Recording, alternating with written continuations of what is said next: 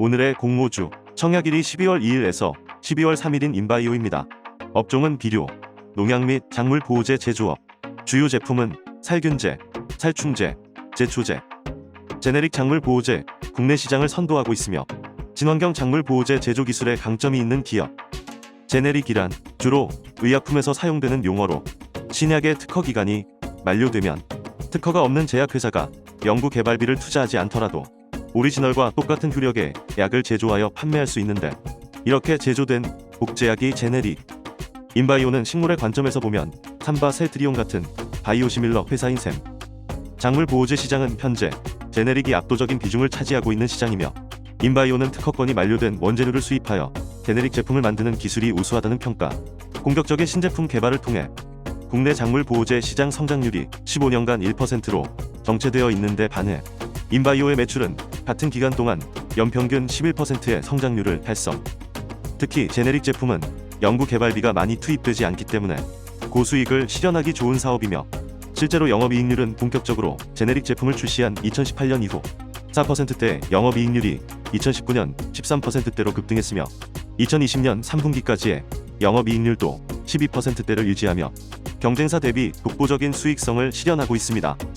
또한 인바이오의 대표 제품인 석회형은 작물 보호제 중 국내에서 유일하게 정부 기관으로부터 녹색 기술 인증을 받아 친환경 작물 보호제에 대한 기술력을 입증했고, 이러한 기술력을 바탕으로 2025년 1,800억 시장으로 성장할 바이오 식물 활성제 시장에 진입을 앞두고 있으며, 정부 주도의 국책 과제로 국산화를 위한 살균제 신물질 연구에 착수하는 등 신규 사업에도 탄력이 붙을 전망입니다.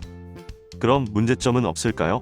사업 관점에서는 성장률이 낮은 시장 업종이라는 단점이 있습니다. 글로벌 작물 보호제 시장은 연평균 3%대의 성장률을 보이고 있지만 국내 시장은 연평균 1%의 성장률로 정체되어 있는 상황입니다. 또한 계절에 따른 수요 변동이 큰 사업 특성 때문에 봄과 여름의 매출이 집중되어 2019년 기준 상반기 매출이 하반기에 2배 수준으로 확인됩니다. 이러한 관점에서 현재 추진 중인 해외 수출에 대한 뚜렷한 성과가 없다면 향후 주가에 리스크로 작용할 가능성이 큽니다. 공모주 투자 관점에서는 상장일 유통 가능 물량 중 공모주 물량은 16% 수준인 것에 비해 벤처 캐피탈을 중심으로 한 기존 주주 물량이 28% 수준으로 공모가보다 더 저가에 보유 중인 주주들이 많다는 점입니다. 기존 주주들은 상환 전환 우선주와 신주 인수권 부사채를 통해 적게는 주당 1,500원에서 많게는 4,500원의 발행가로 부여받은 바 있어 상장일 차익 실현할 가능성이 높다는 점에 유의하셔야 할 것 같습니다. 또한 상장 후 1개월이 지나고 보호일수가 해제되는 물량이 전체 주식 비중의 30.5%에 달합니다. 상장 1개월 후부터 매도 물량이 대거 나올 수 있는 가능성이 존재하기에 투자에 꼭 유의하시기 바랍니다. 기관 경쟁률은 1386대 1로 굉장히 높은 수준의 경쟁률입니다. 밴드 최상단 이상으로 제시한 비율은 91.2%로 가격 미제시를 포함하면 사실상 100%일 정도로 인기가 매우 높았다고 해석됩니다. 공모가는 밴드 최상단인 5,800원으로 결정되었으며 의무 보유 확약 비율은 8% 수준으로 나쁘지 않은 수준입니다.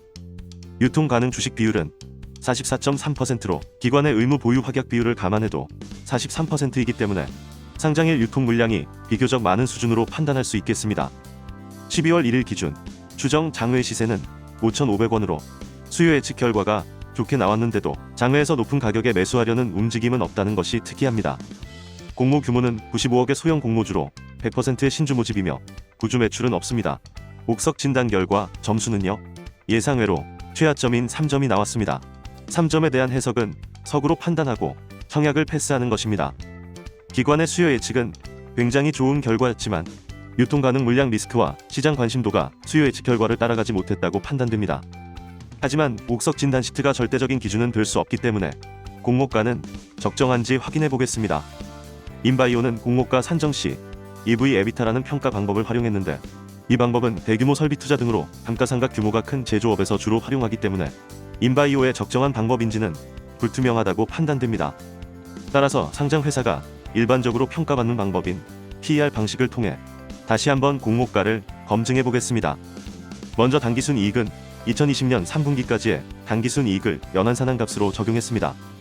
동종 업종의 비교 기업으로 분류된 기업 중 평균 PER 범위에서 편차가 심한 기업을 제외하면 비교하기에 적합한 기업은 경농 조비 대유이며 현 시점 평균 PER은 26.7배로 이를 반영한 주당 평가액은 6,485원. 여기에 코스닥 상장사 평균 할인율 수준인 25%의 할인율을 적용하면 4,860원이 나옵니다. PER 방식으로 공모가를 산정했다면 현재의 공모가보다 낮게 나왔을 거라는 결론을 얻었습니다. 따라서 공모주 한자는 저조한 옥석 진단 결과와 높은 수준의 공모가를 감안하여 이번 청약에 참여하지 않는 것으로 결정했습니다. 물론 기관의 수요 예측 결과가 좋았기 때문에 청약을 했을 때 수익으로 연결될 가능성은 높아 보입니다. 하지만 제가 최종적으로 청약에 참여하지 않는 이유가 두 가지 더 있습니다. 저와 같이 한국투자증권의 고객 등급이 온라인 전용 등급이라면 경쟁률이 1500대 1 이상이라는 가정 하에 3주를 배정받게 됩니다. 여기에 한국투자증권은 아직도 청약 수수료를 2,000원 징수하는 얄미운 정책을 고수하고 있어 수수료 비용이 발생하고 청약 증거금이 사이로 환불되는 일정이기 때문에 기회비용이 생길 수 있습니다. 청약하지 않고 이 자금을 1%의 금리의 파킹 통장에 넣는다면 4일 동안 1,500원의 이자가 발생합니다. 순수자금으로 청약하는 온라인 전용 등급의 입장에서 인바이오의 손익분기점은 7,000원입니다. 만약 치킨 한 마리를 얻기 위해 청약하려고 하신다면 따상 수준까지 기대해야 하는 부담감도 있습니다. 공모주 청약건이 연이어 등장하는 슈퍼위크에서는 굳이 무리하지 않아도 된다고 생각하며 결정적으로 인바이오에 청약한 자금을 그 다음 기대주인 TLB에 청약할 수 없다는 점도 인바이오를 포기하게 만드는 이유입니다. 저는 청약을 포기하지만 한국투자증권에서 고객 등급이 우대 조건이신 분들을 위해 과거의 데이터가 보내는 신호도 쏴드리겠습니다. 인바이오는 공모 규모 100억 미만의 소형 공모주 중에서 역대 최고의 기관 경쟁률을 기록했습니다.